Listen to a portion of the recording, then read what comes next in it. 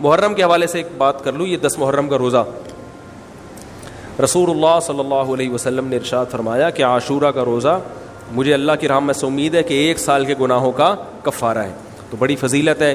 رمضان کے بعد سب سے زیادہ فضیلت عاشورہ کے روزے کی ہے, 10 محرم کا روزہ. سمجھ رہے ہیں؟ محرم میں ہمیں شریعت نے کیا کرنے کا حکم دیا ہے, اسلام کیا کہتا ہے؟ پہلی بات, اسلام یہ کہتا ہے کہ محرم میں روزے رکھنا دوسرے مہینوں کی نسبت زیادہ ثواب ہے. رمضان کے بعد تو زیادہ سے زیادہ روزے رکھیں, اور اسپیشلی 10 محرم کا روزہ 1 سال کے گناہوں کا کفارہ ہے, یہ اور زیادہ ثواب ہے. پورے محرم نہیں رکھے جاتے تو کیا کرنا ہے, 10 محرم کا رکھنا ہے. حدیث میں آتا ہے کہ آپ نے حکم دیا 2 روزے ملا کے رکھو, کیونکہ یہودی جو تھے وہ 1 روزہ رکھتے تھے, صحیح ہے نا. تو یہودیوں سے مشابہت سے بچنے کے لیے ہمیں حکم دیا کہ اس کے ساتھ ایک اور روزہ ملائیں. تو علماء یہ کہتے ہیں کہ آج کل یہودی 10 محرم کا روزہ نہیں رکھتے, تو اب مشابہت ختم ہو گئی ہے. تو اگر کوئی 9, 10 یا 10, 11 کا رکھ لے تو اچھی بات ہے, نہیں تو صرف 10 محرم کا بھی رکھ لے تو بھی انشاءاللہ پورا ثواب ملے گا, کیونکہ اب اس میں مشابہت رہی نہیں ہے. سمجھ رہے ہیں کہ نہیں سمجھ رہے؟ یہ کرنے کا کام ہے. دوسرا کام, محرم میں گناہ دوسرے مہینوں کی نسبت زیادہ, اس کی قباحت زیادہ بڑھ جاتی ہے, کیونکہ 4 مہینے محترم ہیں, شوال, ذیقعدہ, ذیقعدہ, ذی الحجہ, محرم اور رجب. یہ 4 مہینے جو ہیں اسلام میں اشہر حرم کہلاتے ہیں. قرآن کہہ رہا ہے فلا تظلموا فیہن انفسکم, ان میں اپنی جانوں پہ ظلم مت کرو. یہ ماتم کرنا بھی تو ظلم ہے نا اپنی جان پہ. تو اللہ نے فرمایا ان 4 مہینوں میں اپنی جان پہ ظلم مت کرو. کسی بھی طرح سے ظلم ہو, جسمانی ظلم ہو, روحانی ظلم ہو. جسمانی ظلم ماتم کر کے بھی ہو سکتا ہے, اور انگاروں پہ چل کے بھی ہو سکتا ہے, اپنے آپ کو پیٹ کے بھی ہو سکتا ہے. روحانی ظلم کیا ہے؟ گناہ کر کا. تو نہ گناہ کرنے کی اجازت, نہ کسی اور طرح سے. عام مہینوں میں بھی ظلم کی اجازت نہیں ہے, نہ اپنے اوپر اور نہ کسی اور پر. تو ان 4 مہینوں میں ظلم کی نوعیت بڑھ جاتی ہے. سمجھ رہے ہیں؟ یہ ایک محرم کی فضیلت ہے اسلام میں. اور تیسری فضیلت جو محرم کی, جو بعض روایات سے ثابت ہے, یعنی جو فضیلت تو نہیں کہیں گے اس کو, جو محرم میں کرنے کا کام ہے, وہ بعض احادیث میں آتا ہے کہ آپ صلی اللہ علیہ وسلم نے ارشاد فرمایا کہ عاشورہ کے دن اپنے اہل و عیال پر دسترخوان کو وسعت دو, اس سے رزق میں برکت ہوتی ہے. لیکن یہ جو حدیث ہے یہ ضعیف ہے, سند کے لحاظ سے پاورفل اور مضبوط نہیں ہے. بعض علماء نے کہا کہ اس کثرت طرق کی وجہ سے حسن کے درجے کو پہنچ گئی ہے. ہمارے ہی بعض اکابر علماء کی رائے ہے, علماء جو بر صغیر کے علماء, بڑے بڑے علماء ہیں, میں نام نہیں ذکر کرتا لیکن بہت بڑی اپر لیول کے علماء ہیں, ان کی رائے یہ ہے کہ یہ ضعیف, اتنی ضعیف نہیں ہے کہ بالکل ہی مسترد کر دی جائے, ٹھیک ہے نا, اور تعدد طرق کی وجہ سے درجہ حسن کو پہنچ گئی ہے. علامہ ابن تیمیہ رحمہ اللہ تعالی, جن کو سعودی عرب میں بہت فالو کیا جاتا ہے, ان کی رائے اور سلفی علماء کی رائے, جو سعودی عرب کے العثیمین, بن باز وغیرہ تھے, ان کی رائے یہ کہ یہ حدیث بالکل صحیح نہیں ہے, اور اس کی کوئی حیثیت نہیں ہے کہ دسترخوان کو وسیع کیا جائے اور عاشورہ کے دن کھانا کھلایا جائے. سمجھ رہے کہ نہیں سمجھ رہے؟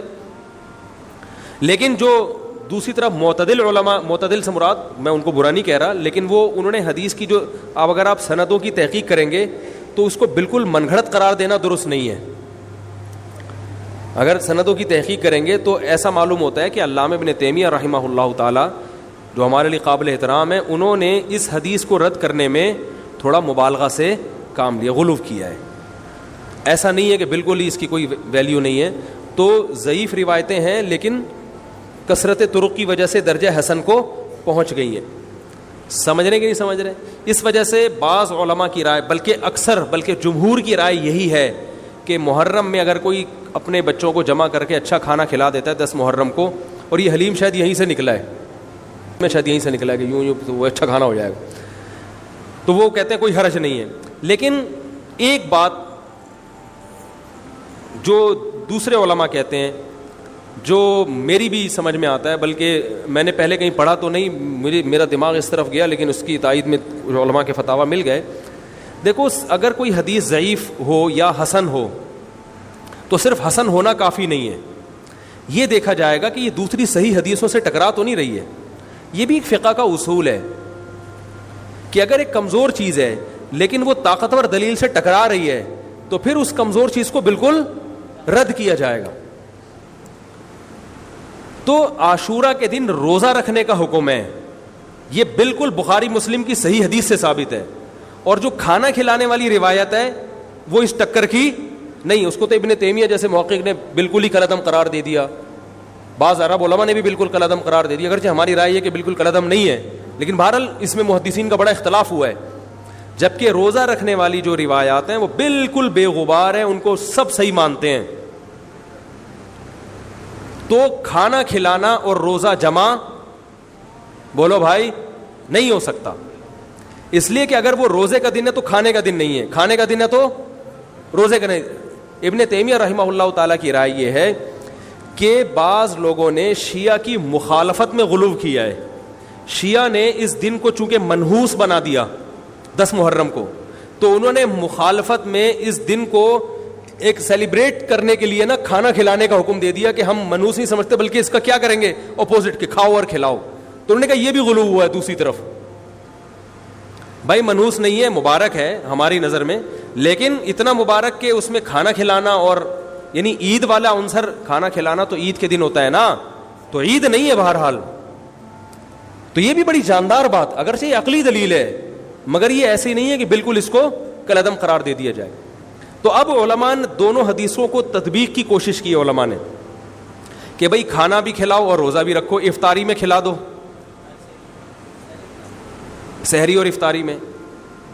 تو بات یہ ہے کہ افطاری میں اگر آپ کھلائیں گے تو وہ 11 محرم شروع ہو چکی ہوگی، وہ 10 محرم بولو بھائی نہیں رہے گی.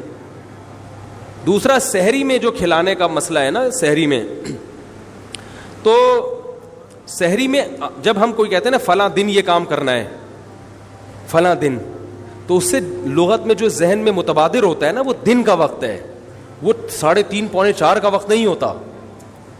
یہی وجہ ہے کہ جو لوگ اس حدیث پر عمل کرتے ہیں عاشورہ والی، وہ دن میں کھانا کھلاتے ہیں، دوپہر کے ٹائم لنچ کرتے ہیں. وہ افطاری میں تو ویسے ہی دسترخوان وسیع ہوتا ہے بھوک کی وجہ سے.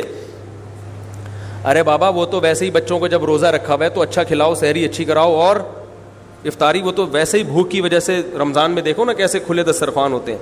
تو میں نے بڑی کوشش کی دونوں حدیثوں کو جمع کریں، لیکن تکلف کے بغیر یہ ممکن نہیں ہے. تو فقہ کا ایک اصول ہے کہ جب کوئی بے غبار صحیح حدیث ہوتی ہے اور اس سے ایک اصول ثابت ہو رہا ہے تو اس کے مقابلے میں اگر کمزور روایت آئے گی جو اس سے ٹکرا رہی ہوگی تو اس کمزور روایت کو، اگرچہ وہ موضوع من گھڑت نہیں ہے لیکن اس کمزور کو اس صحیح حدیث کی مخالفت کی وجہ سے بولو بھائی رد کر دیا جائے. اس لیے میرا نالائق کا موقف یہ ہے، میں بہت نالائق ہوں، میں اتنی بڑی بڑی باتیں کرتا نہیں ہوں، لیکن ساڑی عقلچ یہ چیز آندھی نہیں ہے کہ بھائی جو روزے کا دن ہے وہ بھوکے پیاسے رہنے کا دن ہے، وہ کھانے کھلانے کا نہیں ہے. افطاری میں تو ویسے ہی کھاؤ بھی کھلاؤ بھی. تو اور اس کا نقصان یہ بھی ہوتا ہے کہ لوگوں نے اس کھانا کھلانے کے چکر میں روزے چھوڑ دیے ہیں. سمجھ رہے ہیں، جب حلیم پکے گا تو کون روزہ رکھے گا بھائی؟ ساری رات گھوٹا لگے گا حلیم کا کہ کل دسترخوان وسیع کرنا ہے، تو پھر روزہ گیا، وہ تو تیل لینے گیا، روزہ کون رکھے گا روزہ؟ تو وہ حدیث صحیح حدیث کی بالکل اس میں ٹائٹ قسم کی مخالفت ہو رہی ہے. ٹھیک ہے نا؟ تو نالائق کی رائے، پھر بھی اگر کوئی دوسرے علماء کی رائے کو فالو کرتا ہے تو وہ کھائے بھی کھلائے بھی. میں کہتا ہوں جو مضبوط چیز ہے اس کو لینا چاہیے، جو کمزور چیز ہے اس کو چھوڑ دینا چاہیے. ہمارے حضرت مفتی رشید احمد صاحب رحمہ اللہ ایک بات کہتے تھے کہ جہاں کھانا کھلانے کی حدیث آئے گی نا وہاں مسلمان اس کو لے ہی لے گا. کھانے پینے کی جہاں بات آئے گی مسلمان کیا کرتا ہے؟ وہ کہتا ہے بس یہ صحیح ہے، یہ بالکل صحیح حدیث ہے. ٹھیک ہے نا؟ وہ کیا کرتا ہے؟ جن علماء کی تحقیق ہے وہ تو تحقیق سے کہہ رہے ہیں، لیکن عام پبلک کی عادت یہ ہوتی ہے کہ فتویٰ بھی اسی کا فالو کریں گے جہاں کھلانے کا تذکرہ آ رہا ہو. تو اب ہمارے کہتے ہیں جہاں کھانا کھلانے کی بات آئی مسلمان کہتا ہے بس یہ بالکل صحیح بخاری کی طرز پر ہی، بخاری کی شرط پر ہی حدیث. تو بھائی بھوکا رہنا عبادت ہے، بھوکا رہنا سنت ہے. بچوں کو تو ویسے ہی کھلاؤ عاشورہ ہو یا نہیں ہو، اور سحری افطاری کرا دو، اچھی سی روزہ رکھواؤ. اور جو بالکل چھوٹے بچے ہیں وہ تو ویسے ہی کھاتے ہیں. تو اس لیے، اور پھر اس کا نقصان کیا ہو رہا ہے؟ حلیم کے گھوٹے لگ رہے ہیں پوری پوری رات بیٹھ کے. اس کے الگ نقصانات ہیں، سبیلیں لگ رہی ہیں. حضرت حسین رضی اللہ تعالیٰ عنہ تو کربلا میں شدید گرمی میں بھوکے اور پیاسے اپنی جان دیتے ہیں اور یہاں ہم کیا کر رہے ہیں, کھانا کھا رہے ہیں, دیگیں پکا رہے ہیں, شربت پی رہے ہیں, تو یہ بات عقل میں آنے والی نہیں ہے. تو عاشورہ کے دن کی مناسبت سے روزہ ہی ہے, وہ روزہ رکھنے کا دن ہے. اللہ تعالیٰ عمل کی توفیق عطا فرمائے. وما علینا الا البلاغ.